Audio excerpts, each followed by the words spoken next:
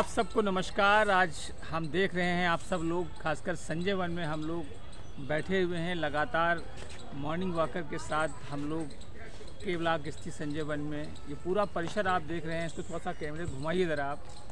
ये देखिए, बहुत बेहतरीनता के साथ स्वास्थ्य के प्रति जो लोग गंभीर हैं वो लगातार इस भागम भाग लाइफस्टाइल में भी अपने आप में कुछ समय निकाल कर लोगों और स्वयं को स्वास्थ्यवर्धक बनाने के लिए लगातार नियमित रूप से लोग यहाँ पर टहलने का आते हैं, व्यायाम करते हैं, प्राणायाम करते हैं। और ये बहुत बेहतरीनता का पल है।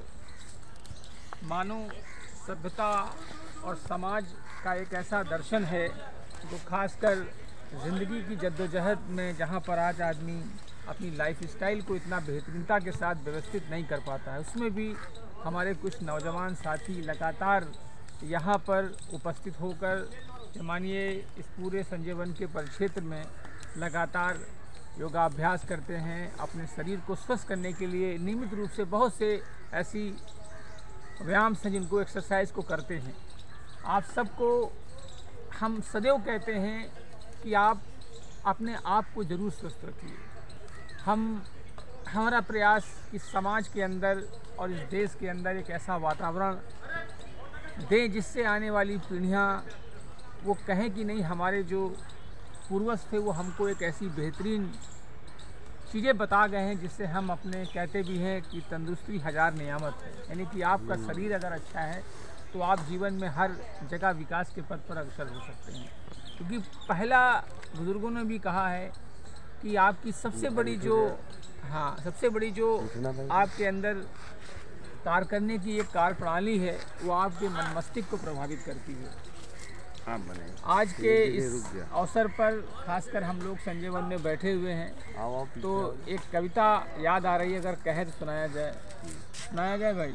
सुनिएगा, एक बहुत चंद लाइनें याद आ रही हैं। इस कैमरे को थोड़ा सा घुमाइए, ऐसे घुमाइए, देखिए इस प्रकार से कि सभी लोग इसमें आ जाए। खेलते हुए लोग आ रहे हैं इस प्रकार से। सुनिएगा, एक लाइन बहुत अच्छी याद रही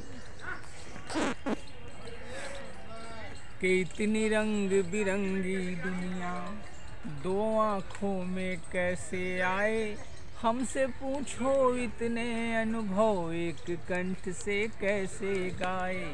इतनी रंग बिरंगी दुनिया, ऐसे उजले लोग मिले जो अंदर से बेहद काले थे, ऐसे चतुर मिले मन से जो सहज सरल भोले भाले थे। ऐसे धनी मिले जो कंगालों से भी ज़्यादा रीते थे। ऐसे मिले फ़कीर जो सोने के घट में पानी पीते थे। ऐसे मिले फ़कीर जो सोने के घट में पानी पीते थे। मिले पराएपन से अपने पन से मिले पराए, हमसे पूछो इतने अनुभव एक कंठ से कैसे गाए। इतनी रंग बिरंगी दुनिया, जिनको जगत विजेता समझा, मन के द्वारे हारे निकले, जो हारे हारे लगते थे, अंदर से ध्रुव तारे निकले। जिनको पतवारें सौंपी थी वो भंवरों के सूतखोर थे। जिनको भंवर समझ डरता था आखिर वही किनारे निकले। जिनको भंवर समझ डरता था आखिर वही किनारे निकले। हम मंजिल तक कैसे पहुँचे, हम मंजिल तक क्या पहुँचेंगे, जिनको खुद रास्ता भटकाए।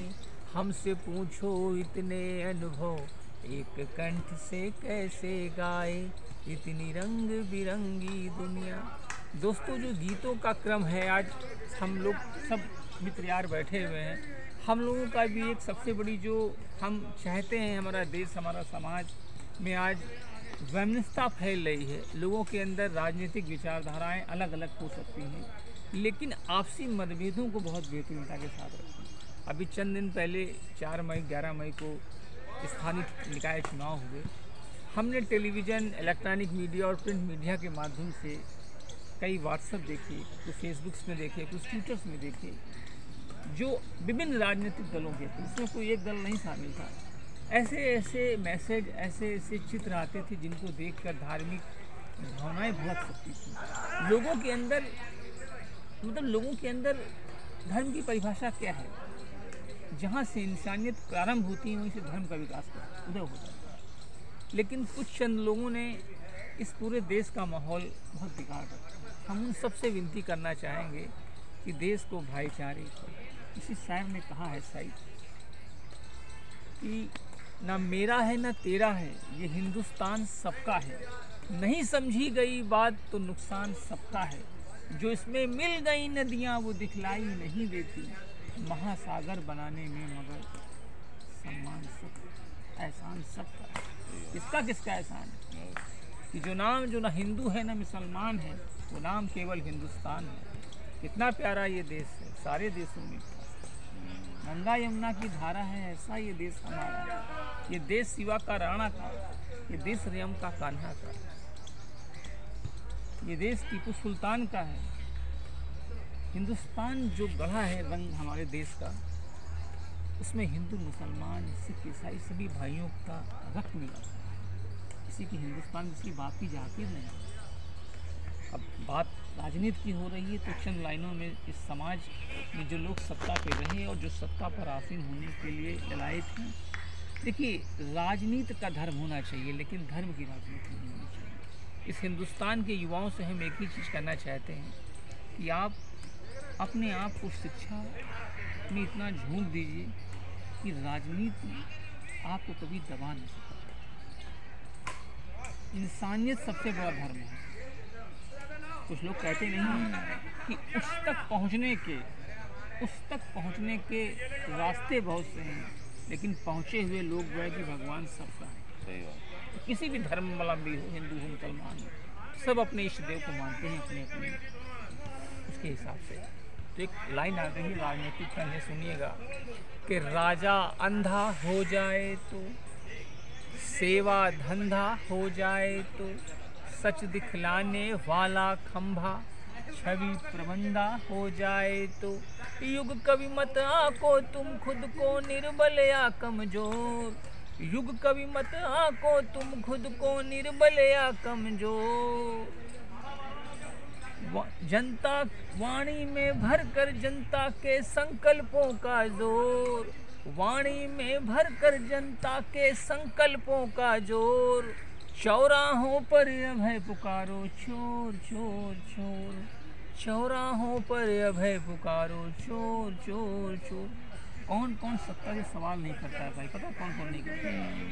कि वो क्या बोलेंगे जिन पर है कर्जा इन दरबारों, उन दरबारों से कर्जा लिए हैं, वो क्या बोलेंगे सत्ता के खिलाफ? लेकिन हम लोग बोलेंगे दोस्त, युवा है, कि वो क्या बोलेंगे जिन पर है कर्जा इन दरबारों का, वो क्या बोलेंगे जिन पर है हिस्सा इन पटमारों का, वो क्या बोलेंगे जिन पर है पट्टा इन सरकारों का।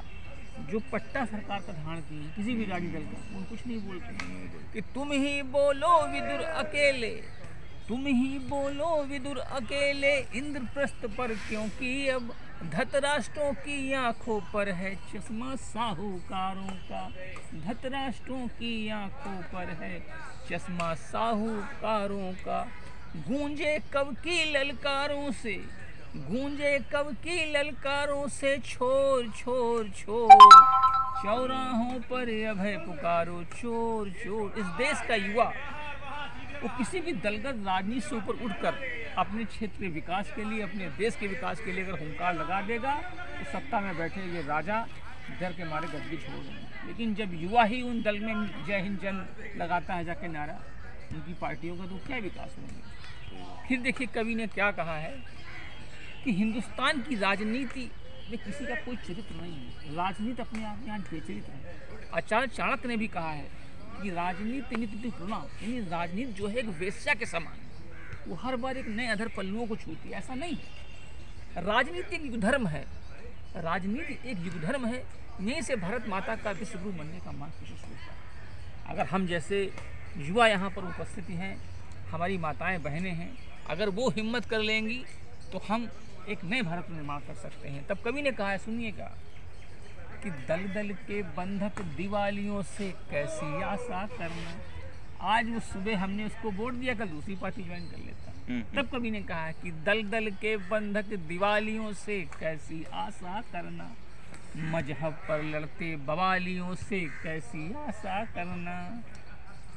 मजहब के नाम, धर्म के नाम, जाति के नाम लोग दंगा कर देते हैं, लड़ाई करते हैं। तब कवि ने कहा कि मजहब पर लड़ते बवालियों से कैसी आशा करना, विज्ञापन जीवी सवालियों से कैसी आशा करना। सत्ता के दलाल, एंकर क्या करते हैं?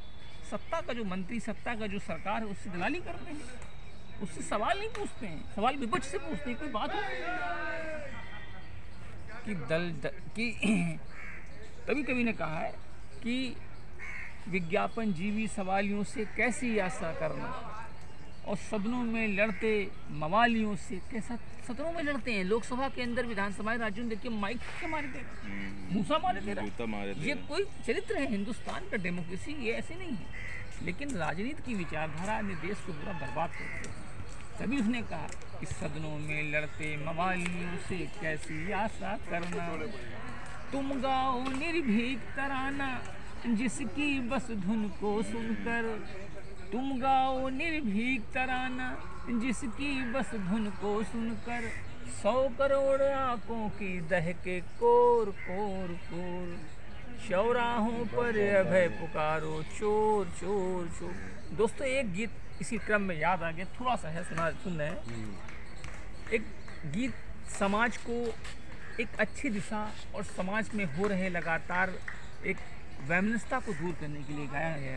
कि कवि ने कहा कि वो बोले दरबार सजाओ, वो बोले जयकार लगाओ, वो बोले हम जितना बोले तुम केवल उतना दोहराओ, वाणी पर इतना अंकुश कैसे सहते, वाणी पर इतना अंकुश कैसे सहते, हम कबीर के वंशज हैं चुप कैसे रहते, हम महाप्राण के वंशज हैं चुप कैसे रहते, हम दिनकर के वंशज हैं चुप कैसे रहते। फिर कवि ने कहा कि वो बोले जो मार्ग चुना था ठीक नहीं था बदल रहे हैं, मुक्त वाही संकल्प बुना था ठीक नहीं था बदल रहे हैं, हम सब ने जो ख्वाब बुना था ठीक नहीं था बदल रहे हैं। कवि ने कहा कि हम जो लोगों ने एक संघर्ष किया, संघर्ष के दौर हमारे जो साथी हैं वो सब ठीक नहीं था, हम इसको बदल रहे हैं। तब भी उसने कहा ठीक है बदलो। फिर उसने बोला कि हमने कहा अभी मत बदलो, दुनिया की आशाएं हम हैं, वो बोले अब तो सत्ता की वरदाई भाषाएं हम हैं, हमने कहा अभी मत बदलो, गूंगों की भाषाएं हम हैं, वो बोले बस शोर मचाओ, इसी शोर से आए हम हैं। फिर कवि ने एक समाज के लिए कहा, कवि क्या कहता है सुनिएगा। कवि ने एक बहुत अच्छी बात उसमें कही कि हमने कहा शत्रु से जूझो, थोड़े और वार तो सह लो, वो बोले ये राजनीति है, तुम भी इसे प्यार से सह लो, हमने कहा उठाओ मस्तक, खुलकर बोलो खुलकर कह ले, बोले इस पे राज मुकुट है, जो भी चाहे जैसे सह लो। तो हिंदुस्तान की ये राजनीति है। आप सबसे ये गुजारिश है, हमारे इष्ट मित्र, थोड़ा अपने भाई कैमरे में दिखाओ यार, हमारे भैया ये बगल में बैठे हैं, कि ये जो चंद लाइनें बात करने का मौका था, बस यही संदेश था कि हम युवा हिंदुस्तान की जाति धर्म से और दलगत राजनीति से ऊपर उठकर अपने समाज, अपने राष्ट्र के विकास के लिए ध्यान दें। क्योंकि जब किसी ने कहा भी है कि अगर 19वीं शताब्दी अमेरिका की थी, 20वीं शताब्दी इंग्लैंड की थी, तो 21वीं शताब्दी सिर्फ भारत और भारत की होगी। और सबसे यही गुजारिश है अपने समस्त मित्रों से कि पहली प्राथमिकता आपका स्वास्थ्य है, आप स्वास्थ्य को ध्यान दीजिए। लगातार कहीं पर भी आप हों, कहीं भी अगर आपका आवास हो, आप सुबह उठकर मॉर्निंग वॉक करिए और लोगों को हमेशा जागरूक करिए। इसी के साथ अपनी बातों को विराम देता हूँ। जय हिंद, जय भारत, धन्यवाद।